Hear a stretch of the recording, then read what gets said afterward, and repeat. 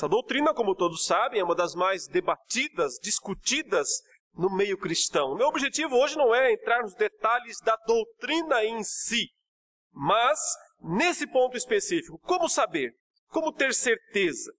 Mas antes disso, é claro, eu tenho que dizer que os protestantes clássicos, de uma forma geral, todos creem na chamada doutrina da predestinação. Sejam os chamados calvinistas ou os chamados arminianos, todos creem, sim, que predestinação existe. Por quê? Porque o termo está na Bíblia, não tem como arrancar o termo, não tem como passar apagador em cima do texto bíblico. Ele é um termo bíblico, predestinados. A questão é o significado disso. Então, sim, há divergências. Então, sim, a interpretação não é a mesma. Basicamente, os dois grandes grupos que interpretam predestinação dentro das igrejas se diferem porque um dos grupos entende que Deus predestina com base na sua presciência, apenas isso. Então, como Deus sabe todas as coisas, conhece todas as coisas que são do passado, que são do presente e que são do futuro, as coisas futuras, Ele sabe tudo o que vai acontecer.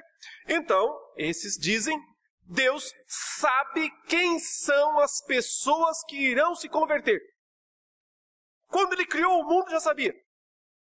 Ele já sabia exatamente quem seriam as pessoas que iriam se converter e quem seriam as pessoas que não iriam se converter. Então, com base na sua presciência, apenas no seu pré-conhecimento, sabendo, portanto, de antemão quem iria e quem não iria, ele então diz, bom, aquele que vai se converter é eleito, é escolhido. E aquele que não vai se converter então, não é eleito, não é escolhido. Geralmente, aqueles que seguem essa posição são conhecidos como arminianos. Eu não quero discutir termos, acho que os termos não são tão importantes, né? Os logotipos ou logomarcas para as teologias não são tão importantes como, sim, entender o sentido bíblico do assunto. Por outro lado, então, uma outra grande parcela da teologia ou da fé cristã, dentre qual a igreja reformada presbiteriana se encontra pela sua longa tradição, defende que Deus predestinou, mas não com base apenas na presciência, e sim na sua onipotência. Ou seja, Ele não apenas sabia, mas Ele desejou, e Ele determinou um ato do seu poder, e não meramente do seu conhecimento. Apenas por uma questão de justificação, eu disse, eu não vou discutir esses pontos hoje, já fizemos isso outros dias e faremos ainda muitas outras vezes, mas apenas por uma questão de esclarecimento, é claro que a primeira posição não faz justiça ao ensino bíblico. Porque a Bíblia não diz que Deus meramente sabia quem iria se converter e por isso disse, então esse é um escolhido. Até porque isso não seria escolha de forma nenhuma. Seria apenas uma pré-constatação, não uma predestinação. Se eu sei de antemão o que vai acontecer, mas eu não interfiro, eu não fiz nada para que isso acontecesse, eu meramente previ, então, depois como aconteceu, eu acertei, então eu só constatei de antemão. Então, se eu digo, fulano vai ser salvo, porque ele quer, porque ele decidiu, e então, por isso ele é eleito, isso não é escolha. Não foi Deus, então, que escolheu. Então, não poderia se dizer que Deus nos escolheu. Mas teria que se dizer assim, a Bíblia teria que dizer o seguinte, nós nos escolhemos e Deus disse, concordo.